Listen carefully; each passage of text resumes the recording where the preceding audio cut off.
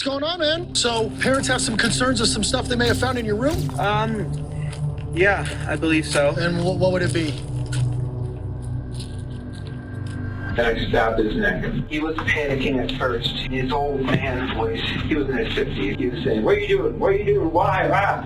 And I just kept on stabbing his neck. My car doesn't have four-wheel drive.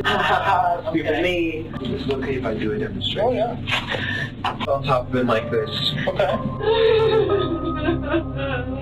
And how did you get here? I murdered someone. Terry and I have decided we can't do anything until we're out of this. I've been wanting to do this for a long fucking time. Murder someone. Right there for me. This is Terry and Brian Cohee, the parents of Brian Cohee Jr. Just hours earlier, Terry had just discovered a disturbing secret hidden within her son's closet. However, what she is about to say to the dispatcher would change the course of their and Brian's life forever. 911 is John. What's the address emergency? Hi, there is an emergency. Found something in my son's closet wrapped in a plastic bag. After the disturbing 911 calls, officers were sent immediately and assumed that this was simply another murder case. But as the investigation would progress, dark and disturbing secrets would reveal this was clearly much more than just a murder. Yeah, I believe so. And what would it be?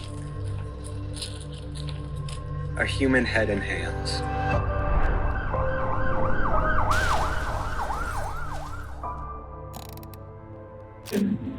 His blood from the body was on the reverse bumper. See, I forgot to wipe it off. Around 1 a.m. on February 28, 2021, 19-year-old Brian Cohee Jr. was at a local lake and decided to take a break and relax, something that Brian had a regular tendency to do. At roughly 2 a.m., Brian was having a bad night. Officers were called to the Blue Heron boat ramp, and as they arrived, they could barely believe their eyes. I don't know, because he'd have to get in the friggin' water. In an attempt to make sense of the situation, the officers speak to Brian's mother.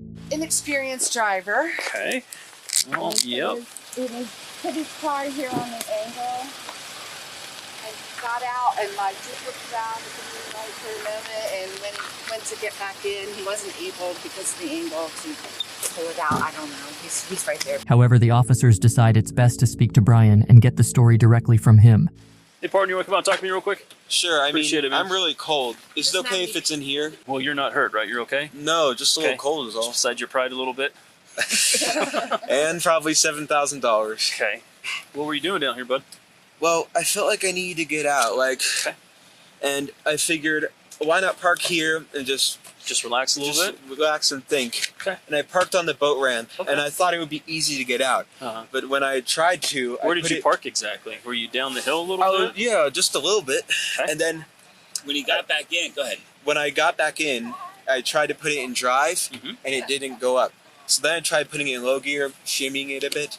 That didn't work. Were you facing down? No, I was facing up. That seemed like the easiest one. Police assumed that this was simply an accident on Brian's behalf, but little did the officers know that his intentions were far darker than they seemed. I've seen a whole lot of cars that have put themselves in that situation, so we're going to see what we can do. And, I'm actually the owner of the life jacket program on the boat ramp here.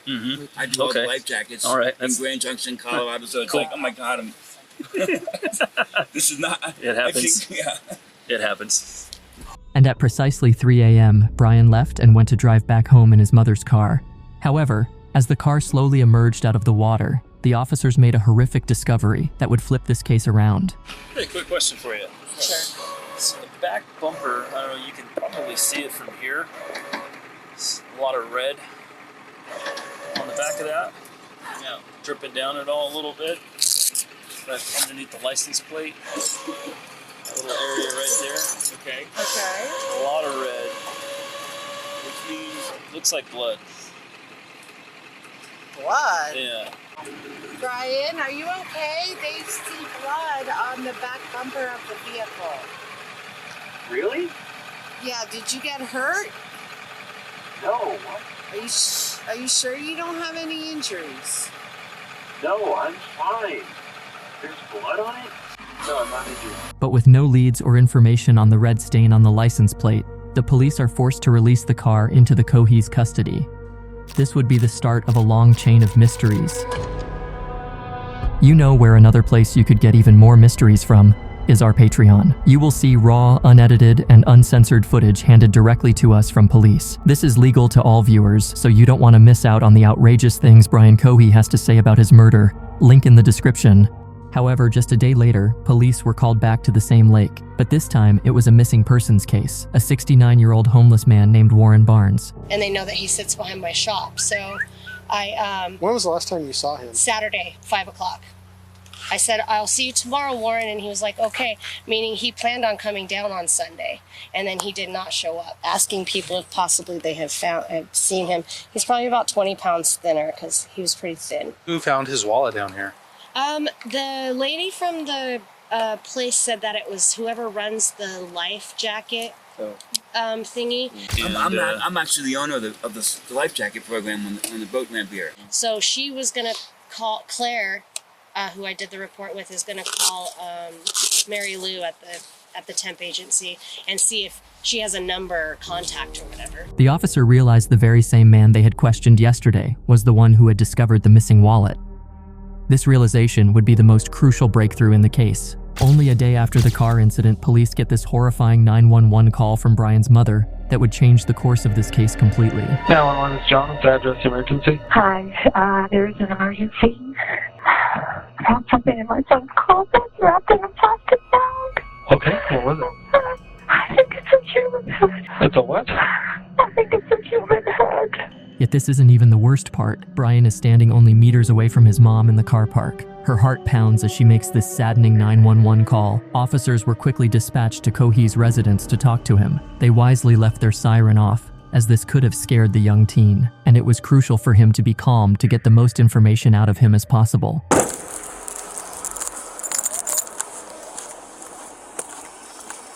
What's going on, man? So parents have some concerns of some stuff they may have found in your room?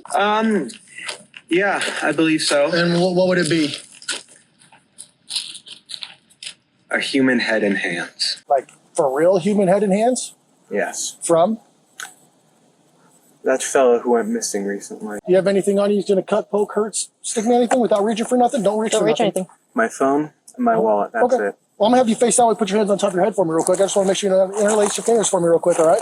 Police are quick to collect evidence and figure out the name of the human head found in the house and what truly happened leading up to this horrific murder. Police identified the suspects and found multiple bags of human body parts and other disturbing items within the home. To factually solve this case, detectives must understand exactly what happened leading up to the horrific murder. I'm gonna have you walk over here. You're gonna sit in the back of my partner's patrol car for a minute, okay? Yeah. Okay. Just sit back there and hang out for me, okay? How are you? I'm good, sir. How are you? You said your name's Brian? Yeah. I'm not feeling too well. You're not feeling too well? All right. No, these past few days I've been very, very anxious. That's understandable. So what we're going to have you do here is I'm just going to have you sit in the back here, okay? I'm going to turn on the air for you in a second. That way you're not too hot. Are you a hot-blooded or cold-blooded kind of guy? I am very cold-blooded. I prefer cold. Well, no, actually, sorry, hot-blooded. Hot-blooded. So you prefer the cold. Okay, fantastic. All right. So hop in here. I know you're tall, so it's a little bit of a tight squeeze, but like I said, I'll get that air on for you. Sorry about that. All right. All right, Brian. We're headed to the sheriff's office, and your family's going to go with us, okay? Okay, Brian. Thank you. No problem, sir. So walk with me. We're going to walk right this way, okay? You're fine with me not being in cuffs. I'm fine with you not being in cuffs. Okay, thank you. All right, Brian. Open this door for me, please. Oh, let's pull it. There you go. Sorry, I thought You're good, you're good. All right, just face that glass right there for me. Just walk forward for me, Brian. All right, slow down. You're a big guy. Slow down. Sorry. You're okay. So we're going to take it right here. Okay, keep on walking. Yes. Walk through these guys here. Oh, I should have a mask. You're okay. Don't worry about it, okay? Keep going. Take another left. Hard left. Right here. Right here. Sorry. You're all right. So have a seat, and we'll be with you in a moment, okay? Thanks, Brian. This is when police conduct a series of interviews with Brian and his parents to see what their opinions are and if they have any additional evidence to help determine why Brian committed such a horrifying murder. But what they uncovered during these interviews far exceeded their expectations. So first, detectives start off with the killer himself, Brian. And we'll be with you in a moment, okay? Thanks, Brian.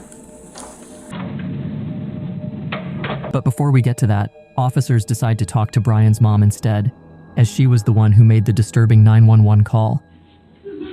They're right here.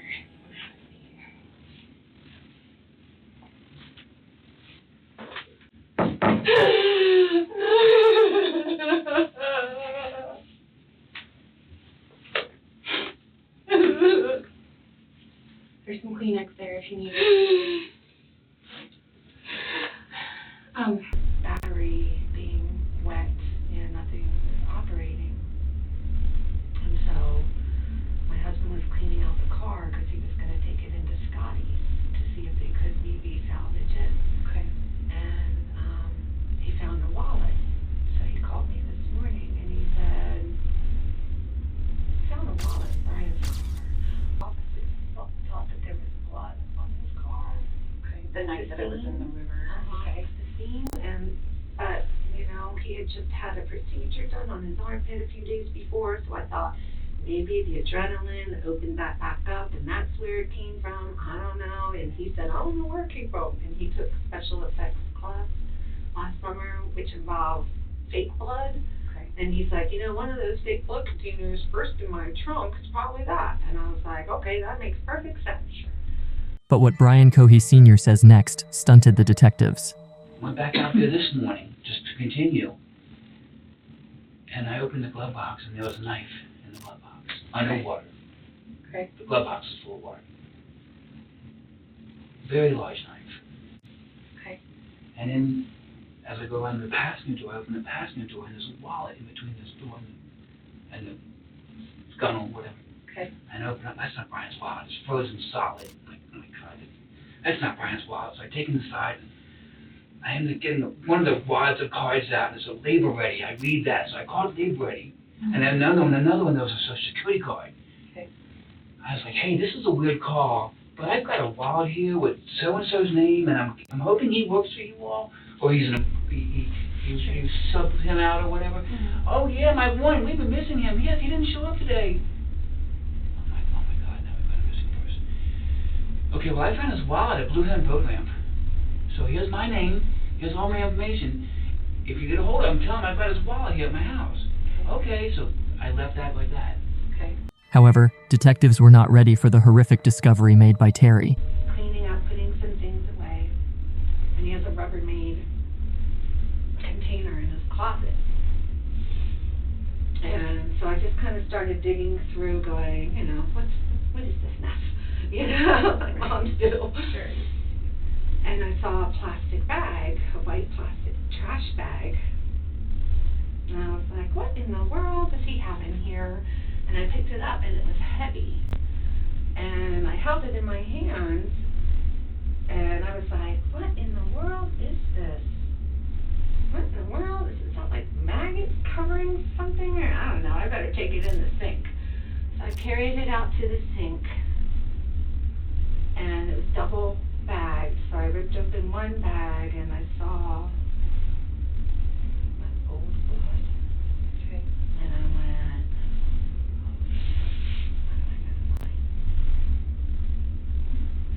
so I ripped open the second bag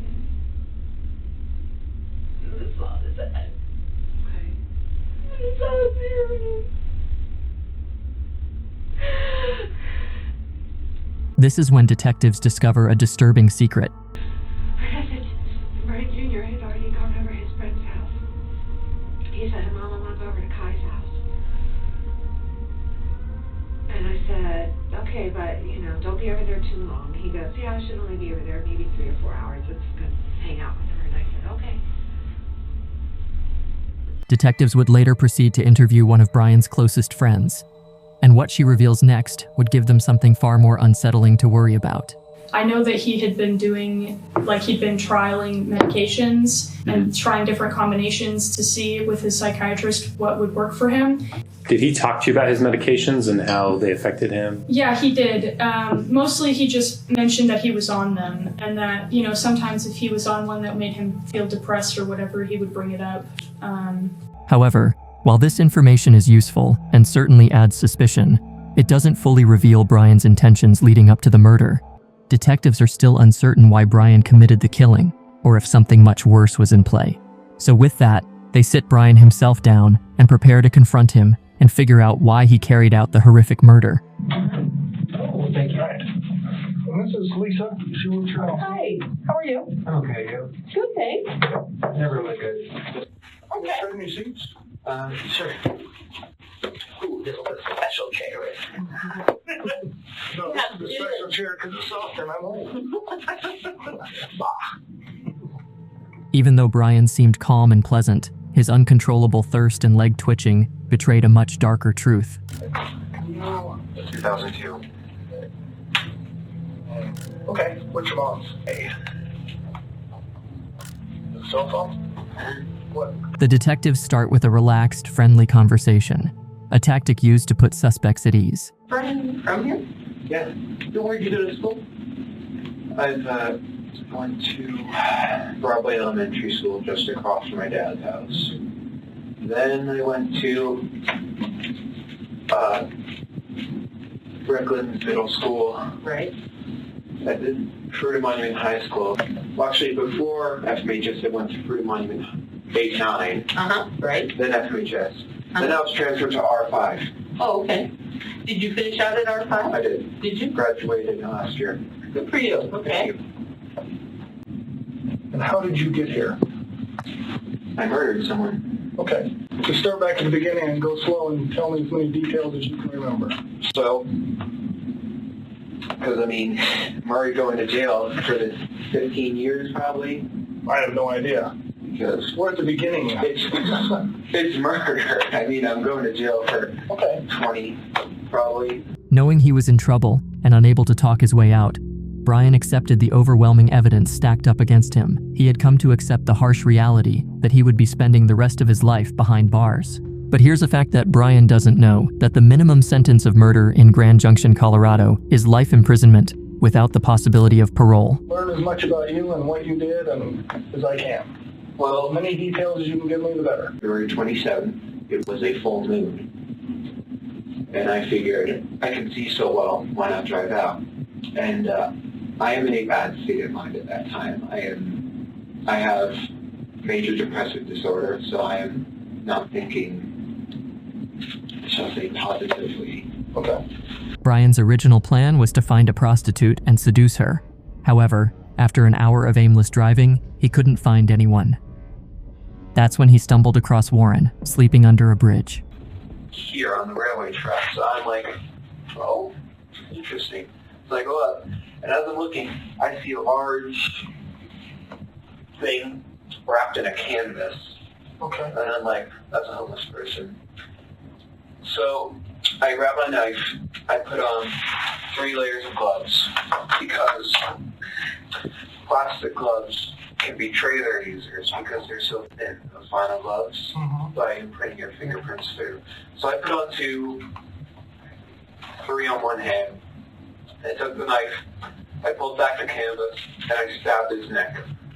Okay. He was panicking at first in his old man voice. He was in his 50s. I know why I call him old man. He was saying, "What are you doing? What are you doing? Why? Ah!" And I just kept on stabbing his neck. Is it okay if I do a demonstration? Oh, yeah. Strap up on top of him like this. Okay. And he couldn't fight back. Brian goes on to reenact the horrific stabbing, but what stands out to the detectives is the unsettling way he seems to find happiness while doing so. It was actually surprisingly easy. I was barely breaking a sweat. I thought, oh, this guy, he's going to be tough. But no, it was actually surprisingly easy. And during the time I was growling and making animalistic noises. Why were you doing that? I suppose it was a frenzy. Okay. I was so excited, so rushed up on adrenaline and everything. Like just, and I paused and he said, "Why are you doing this?" And I said, "I've been wanting to do this for a long fucking time, murder someone." And then I continued. The whole ordeal lasted about a minute and a half. Okay. And I stabbed, and when I was finished stabbing him, he took out his last breath, a grunt, and his head was halfway. Autopsy reports showcasing just how severe some of the injuries inflicted by Brian actually were. he was stabbed more than 30 times, and after approximately 1 minute, he would be pronounced dead. The whole ordeal lasted about a minute and a half. Okay. He took out his last breath, a grunt, and his head was halfway cut off in stabs. And stopped saying, stinky, dirty, stinky, stinky. After Brian finished the killing, he proceeded to strip the body, leaving it bare, and as he did, a chilling smile spread across his face. Notably, Brian had previously been diagnosed with ADHD and autism, factors that would later be crucial in solving this case. The following things said by Brian Cohee have never been seen before due to it being so gruesome. Viewer discretion is advised. Stripped his clothes. I cut open his belly to see his guts.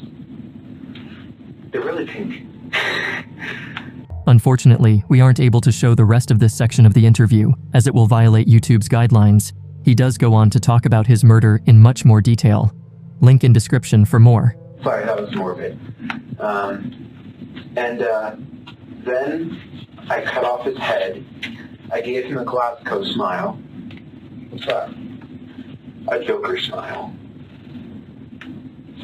I destroyed his eyes by stabbing them in. Okay. And then I cut off his hands. I put those in plastic Ziploc bags. And then I cut off his right arm at this joint and at this joint. And then at this arm, I tried cutting it here, and then I tried cutting it here. But what happened was I accidentally broke his bone. This one, it was poking out. And so I left that one here, partially cut, dismembered here, bone sticking out. And then I left his body there. And then I took the head, put it in a leftover pizza box from the dinner a few nights ago. And then I took the hands, put them in the back, drove home, hid the hands and head in my room, cleaned the knife, threw away the garbage with the blood on it, and then put the blood stained, wasn't stained, it had splatters on it. I put it in the dish, in the washing machine. Here's the road. It was here. So people would only see a brief thing here and here. So were you worried about them seeing you? I was worried about one of them stopping. What did you think could happen if somebody... Well, if they looked, well, it was quite dark under there, so they wouldn't have seen the guy unless they looked. Yeah. Because there's an arm. Oh, shit. Hey.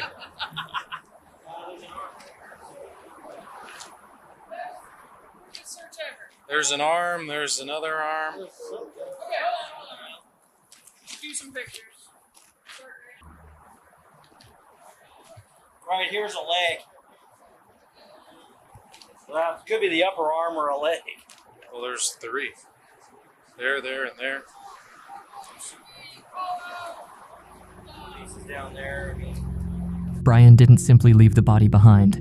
He took it further by pulling out his phone to capture image after image of the body. This evidence would later be recovered on his phone. Put it in a leftover pizza box from the dinner a few nights ago. And then I took the hands, put them in the back, drove home, hid the hands and head in my room, cleaned the knife, threw away the garbage with the blood on it, and then put the blood stained, wasn't stained, it had splatters on it. I put it in the dish, in the washing machine. What did you put in there? I put the outfit I murdered him in You a were washing. wearing, or? Yeah, I was wearing. Okay. In a washing machine, put it on high speed so it would effectively remove the blood. Washed it twice. This clearly indicates that Brian was competent enough to distinguish right from wrong, a realization that would play a crucial role in solving the case. But I was worried that because there was a hole in my gloves right here, I was worried that they would be able to obtain a partial print. So I figured, why not go all the way? I drove back in a different outfit, picked up his body, surprisingly heavy, put it in my trunk, and drove to the Blue Heron drop-off station. Okay. This is the moment when detectives would stumble upon the horrifying truth of Brian's twisted journey to the boat ramp. What initially appeared to be an ordinary trip was about to unravel a dark narrative that would leave detectives stunned. And you need to have four-wheel drive to pull out of it. Okay. And my car didn't. I put it in the water because I don't want fingerprints on a body, so I just tried moving it with my shoes. That worked successfully. He goes out some part in the river and floats off. Okay. God knows where he is now. After disposing of the body and erasing any evidence that could tie him to the crime, Brian attempted to drive away from the ramp. But without four-wheel drive, his car quickly got stuck, trapping him in a situation he couldn't escape. Full throttle. Yeah. That doesn't work. My car doesn't have four-wheel drive. Stupid me. Okay. And so then I tried putting it in low gear. I've tried everything at this point. Right. And it still doesn't come out. And then it slides into the river. Oh. My car slides into the river, me inside. Oh. And so I'm there in a car quickly being flooded with water. Okay. It is the middle of February. It's cold. At night. Yeah. In the river that's almost freezing. Yes. I'm drenched. I almost die. So I'm able to climb out. I don't see the body, so I assumed it's traveled a bit. Okay. And I come up, and I'm sitting there. I need to act fast or else I'll die of hypothermia. I'm panicking a bit at this point. I'm going to be like, this is what I'm going to be remembered for, dying of hypothermia and a botched attempt at hiding a body. And I'm just like, fuck. This was the moment Brian decided to call his parents, trying to explain the bizarre situation he found himself in. Little did they know, beneath his frantic words lay a dark truth he desperately tried to hide. I need to get out. I often do. I feel like I need to get out, clear my thoughts. Have you ever felt that? Yes, absolutely. So let's say that I drive down to the Blue Heron Point and just park and just turn off the car and think. Okay. And I tell them that I'm stupid and I park too low and then my car slides in the river. Okay. Did they believe you? Yes. Okay. So did the police. The police came too? Yes, they called the police because while they were warming up, they tried 5 different tow truck companies. All of them said, oh, our driver's off shift, or, oh, we don't have the proper equipment. So they called the police. So one of them told them to call the state patrol. They couldn't get the number from the state patrol, so they called 911. Okay. Then the police came. I didn't do a breathalyzer test because I wasn't drinking. Was it the police or the sheriff that came? It was the police. Okay, all right. I remember clearly. Drinking? No, I have never touched any substances. Okay. While we're in that area, do you take any medications for the ADHD? Okay. I take. Were you on regular amounts for that stuff? No, I was on nothing. Oh, didn't take any of that? No. This is when both the officer and Terry noticed something shocking: blood on the back of the car. However, they didn't think much of it, assuming it was just from the incident at the boat ramp. They brushed it off, unaware of the deeper mystery it hinted at. The blood from the body was on the reverse bumper. I forgot to wipe it off. Oh. And I was so panicked that I wasn't thinking. And so when they pull it out, they immediately see blood on the bumper. And they're all thinking, we really like to get in this trunk. Fools. There is nothing in the trunk. Ah. Okay. And that happened this morning? No, they noticed it after I'd been sent home at 3 a.m. Okay. Brian thought he had pulled off the perfect murder, believing that nobody would notice Warren Barnes was missing. But he was completely mistaken. It quickly became clear that Warren was a loved member of the community, and his absence would raise alarms that Brian couldn't ignore. Meanwhile, the police pulled the car out of the river and quickly noticed more blood on the door handle. On the passenger seat, they found bloody gloves that Brian had forgotten to dispose of. It was a careless mistake that would soon unravel everything he thought he had gotten away with. I did not notice it while I was still there. So when you say they were curious about the blood, how do you know that they were curious? Because my parents told me. Oh. And they saw the blood too, and they were curious, but I said, I don't know where the blood came from. Oh. I had no idea. They thought maybe it was just cuts, but obviously a cut doesn't produce that much blood. And they said maybe it was the recovering abscess under my arm, but that's scabbed up. Okay. So they were just they didn't know what to believe this day because it's blood, it's sticky, it's sinewy, but I can't name a source. So they were just a tiny bit curious. Brian knew he had very little time left before the police would catch up to him. The evidence was piling up, and he needed to act fast to cover his tracks before it was too late. So there's a 3 rule for bodies. I like to call it the 3 rule. Okay, tell me about that. 3 days, the body starts to stink. No, 3 hours, rigor mortis sets in. The body stiffens. 3 days, the body starts to stink because of decomposition. 3 weeks, the body is starting to seriously decompose. Right, right. 3 months, the body is unrecognizable. 3 years, it turns into a skeleton. And may I ask how you know that? Space that night. It was, yes. Okay. Why were you in a bad space? I didn't take my medicine, and plus for years I was wondering what murder would feel like because you read shit like Ted Bundy and the Zodiac. They all say murder is the best feeling in the world. So I'm like, I'm going to try that. During the interrogation, Brian opened up about his mental health issues, but the police quickly ruled out any possibility of insanity, as he was perfectly coherent as he retold the story, reliving the moment with chilling clarity. His calm demeanor raised alarm bells, making it clear that he understood the gravity of his actions, despite his claims of mental struggles. But what he says next shocked the detectives. When all of a sudden I start going into existential thoughts. I get the feeling, I know that it isn't, but I get the feeling that there are eyes on the walls watching me, eyes on the furniture. And I cover myself up. I'm like, oh God, eyes. And I'm worried if I stick anything out from the bed, blades will come up and chop it off. And I don't know. I know that's not going to happen, but I'm worried about that. Okay. So then my whole body was shaking up and down. My body was shaking. Not like out of fear. It was like... So you were having that feeling before? Yes. This is a key symptom of schizophrenia, the disturbing experience of seeing things that aren't really there, along with haunting hallucinations. These episodes can blur the lines between reality and imagination, trapping the individual in a frightening world of their own making. Schizophrenia is sometimes used as a defense by murderers, claiming they weren't in the right state of mind during their actions. However, research shows that individuals with schizophrenia are not more likely to commit violent crimes than the general population. This highlights a common misconception and underscores the importance of understanding mental health accurately. Love true crime? Get deeper into the mystery with my exclusive newsletter.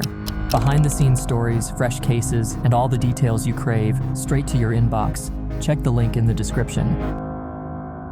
During Brian's case, it was revealed that he was sober at the time of the murder, making a defense of schizophrenia less plausible. Okay. Like, years ago, I thought I was obsessed with people staring at me.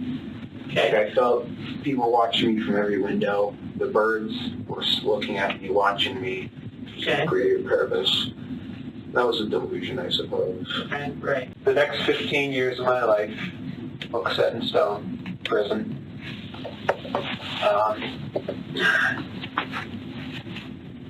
If I go back tonight, probably wouldn't have done it. Knowing that, knowing what it felt like, knowing how this will all turn out, I wouldn't have done it. Well, what did you think it was going to feel like? What did you said you were curious. What did you think it was going to feel like? I thought it would be the best feeling in the world. Okay. And you said you didn't feel much of anything. Excitement. Oh, that's right. Okay. But other than that, no. This is the moment detectives began to suspect they had caught a potential serial killer. As they pieced together Brian's story and analyzed his behavior, it became clear that his chilling lack of remorse and the calculated nature of his actions pointed to a darker pattern. The signs were there, hinting at a mind capable of committing further crimes if left unchecked. Curious, what did you think it was going to feel like? I thought it would be the best feeling in the world. Okay. And you said you didn't feel much of anything. Excitement. Oh, that's right. Okay. But other than that, no. And with this, The interview would conclude, but notice his difference in tone between the start and the end of the interrogation. Clearly, he feels like something went right and enjoyed every minute of this interrogation. This will carry into his trial. You're going to be staying here for a while, but we're going to figure out all the... You'll be here, but hold on just a minute, okay? We're going to figure all that out. And on January 17th, 2022, Brian's fate was finally sealed in the court of law by the jury, and by sheer luck was found not guilty by reason of insanity, and claiming he wasn't in the right state of mind at the time of the murder. However, after a psychiatric evaluation, he was said to be fit to stand trial, where he showed no remorse for the murder, and was sentenced to life in prison without the possibility of parole. And sincere sympathies to the community and the family of Mr. Barnes.